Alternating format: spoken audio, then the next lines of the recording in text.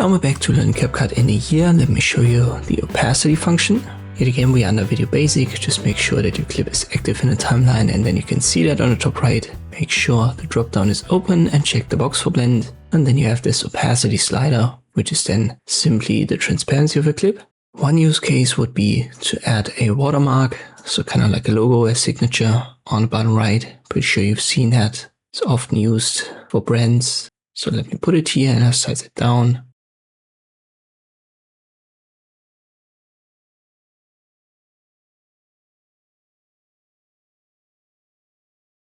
I use the positioning function, get it a little bit away from the border. Now you can see our logo is on top of the footage.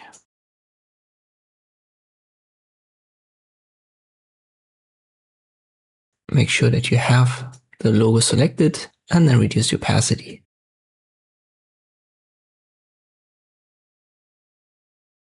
Maybe to like 70%. Make it a bit longer. Has to be as long as my clip. And if I play it, you can see we have this watermark effect that blends with the original video, and it's due to reduced opacity. You can do that with any clip, and whatever is beneath that clip will then be blended through. Hope this video was helpful. Thank you for watching, and I'll see you next time.